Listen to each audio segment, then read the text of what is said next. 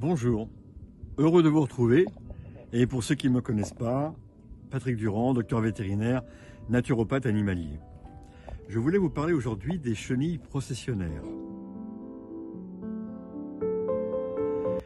Les chenilles processionnaires sont un problème essentiellement de mars à fin mai à peu près.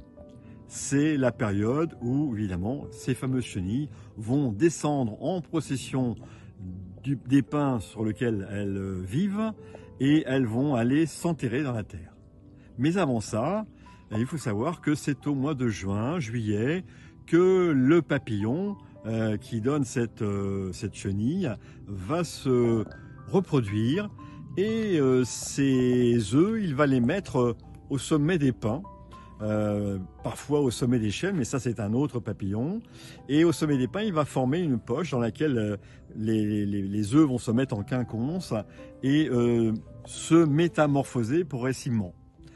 C'est seulement à l'approche du début du printemps que ces chenilles qui auront accédé à un stade de maturation vont finir donc par descendre de l'arbre, et en descendant de l'arbre, elles vont se balader les unes derrière les autres et descendre un peu partout dans les prés, dans les champs, etc.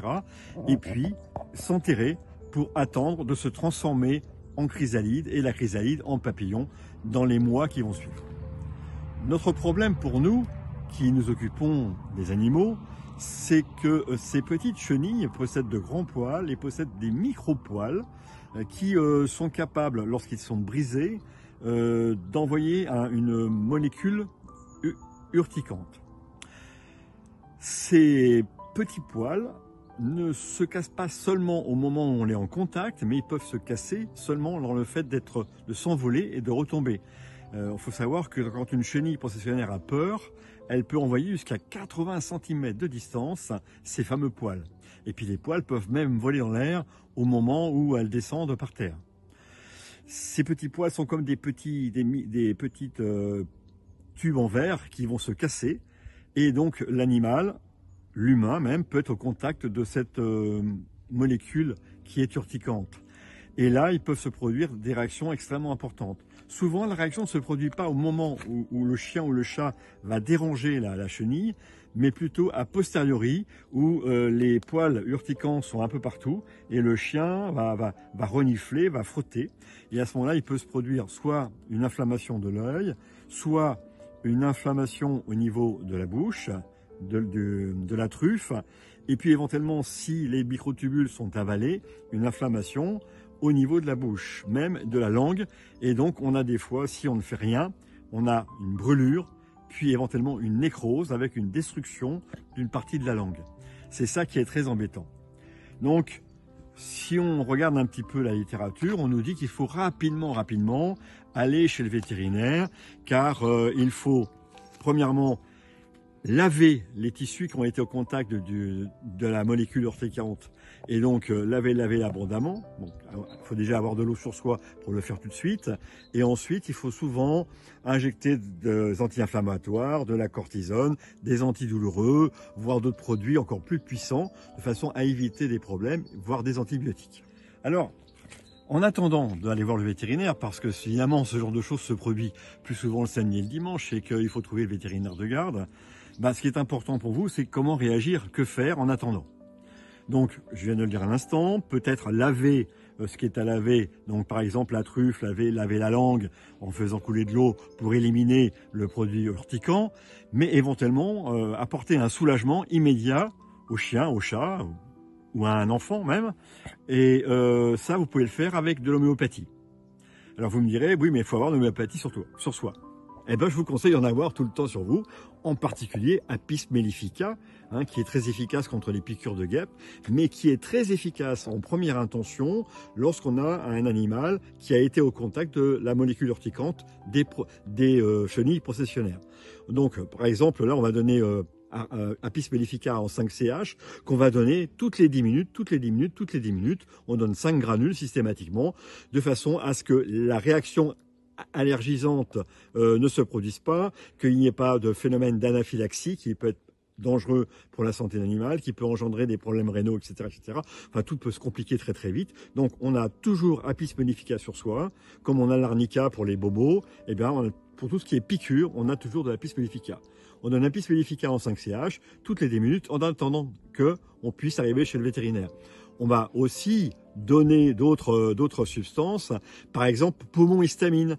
Poumon histamine qui est fortement conseillé dans les phénomènes d'allergie. Alors poumon histamine, allergie pulmonaire, on va penser, mais en fait ça marche sur quasiment toutes les allergies. Et donc on donne poumon histamine en 5CH ou en 7CH ou en 9CH, celui qu'on a sous la main. On en donne aussi toutes les 10 minutes. Et la réaction anaphylactique, donc la réaction allergique puissante qui peut se produire par le fait d'avoir été au contact avec les microtubules qui contiennent la molécule urticante, vont diminuer. Voilà, ça c'est déjà des choses intéressantes. Alors le summum, évidemment, c'est d'avoir il y a un produit homéopathique à base de Bombix, qu'on appelle Bombix 7CH, qui est aussi intéressant dans ce genre de situation. Mais celui-là, on l'a plus difficilement sur soi, sauf si on est vraiment envahi par des cocons de chenilles processionnaires dans les pins qu'on a chez soi. Donc ça, c'est beaucoup plus rare, mais pourquoi pas. Voilà. Et vous allez voir que dans 95% des cas, au moment où vous allez arriver chez le vétérinaire, une demi-heure, une heure et demie après avoir rincé l'endroit qui a été touché par les produits urticants, après avoir donné l'Apis mellifica, après avoir donné poumon histamine, en fait, votre chien n'aura plus rien, tout ira bien, il n'y aura plus d'inflammation, tout sera tranquille. Si les choses s'aggravent, on pourra donner d'autres traitements homéopathiques, mais là on rentre dans d'autres considérations. Ça peut être belladonna par rapport à l'inflammation, d'autres préfèrent donner arsénicum album. Ça dépend un petit peu des situations. C'est un peu plus complexe, un peu plus précis à donner. Moi je préfère vous donner des petits tuyaux sur des choses très simples qui peuvent sauver la vie de votre chat ou de votre chien. Surtout de réagir très vite, c'est important. Et sachez qu'en donnant Apis mellifica ou poumon histamine, vous aurez du résultat. Et si ça n'est pas ça, il n'y a aucun danger. Donc, ça vaut le coup de le faire, parce que vous pouvez vous éviter énormément de problèmes. Voilà. Après, pour lutter contre les chenilles processionnaires, il y a aussi d'autres méthodes avant que votre animal ne soit au contact de la molécule urticante. Alors, pour éviter que les chenilles processionnaires ne viennent vous embêter, ce qu'on peut faire, c'est au moment où en hiver on repère les cocons dans les arbres, c'est de couper éventuellement les rameaux qui les contiennent. Ça c'est la première chose, parce qu'à ce moment-là c'est pas urticant, ça ne devient urticant que lorsque les chenilles vont descendre. Il y a aussi la possibilité non pas de faire un élevage, mais de favoriser la présence des mésanges, car les mésanges se nourrissent énormément de chenilles, en particulier les futures chenilles processionnaires, et on sait qu'une mésange est capable très rapidement de détruire un nid entier.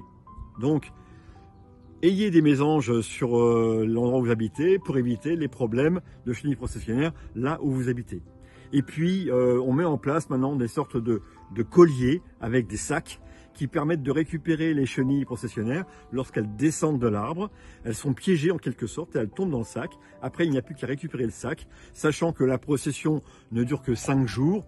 Bon, pendant quelques jours, on maintient cette situation et puis après on enlève le sac et on élimine les chenilles qu'il faut éliminer de façon assez directe parce que il n'y a pas de moyen de les toucher ou quoi que ce soit, donc il faut les éliminer complètement.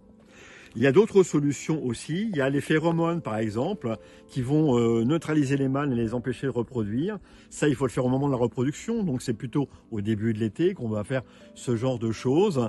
Voilà, on a déjà quand même quelques pistes qui peuvent être intéressantes. N'oubliez pas que vous-même, en étant en contact d'une chenille processionnaire, d'un cocon où les chenilles sont quasiment matures, vous risquez d'être au contact de la molécule urticante et donc vous aurez les mêmes symptômes que peut avoir votre chien. Et méfiez-vous, même si c'est en pleine période, vous faites sécher du linge à côté de chenilles processionnaires, il y a le cocon qui est au-dessus, et les micro-poils qui contiennent la molécule urticante peuvent aller se coller sur les vêtements, vous allez mettre les vêtements et vous risquez d'être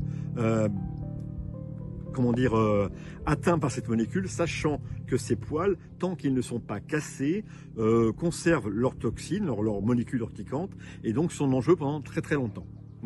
Voilà quelques éléments que je voulais vous donner sur les les chenilles processionnaires. C'est important, c'est une pathologie qui a vraiment, comme je le disais tout à l'heure, a beaucoup évolué, surtout qu'il fait de moins en moins froid, donc c'est vrai qu'on en trouve un peu partout. Il faut savoir qu'à moins 16 degrés, tout s'arrête, donc tout pourrait être bloqué, mais c'est seulement à 0 degré qu'il y a un apaisement, il y a un ralentissement du processus de l'évolution de la chenille, mais comme de moins en moins il y a de gel, eh ben, il y a plus en plus de présence de chenilles processionnaires, et ça reste un fléau maintenant, il faut le dire, et c'est difficile à lutter contre de façon définitive. Voilà, bah écoutez, je vous remercie de m'avoir écouté. Je vous ai donné quelques petits tuyaux pour vous aider, quelques petits rappels. On pourrait parler très très longtemps des chenilles processionnaires. Méfiez-vous, il y a plein de chenilles qui sont très peu dangereuses ou pas. Et puis, il y a ces chenilles qui sont donc en procession, qui sont à la queue leu-leu, les unes derrière les autres, qui peuvent être des dizaines et des dizaines. Et ça, il faut les repérer et faire attention. Voilà, ben, je vous remercie de m'avoir écouté. Et puis, à bientôt. Au revoir.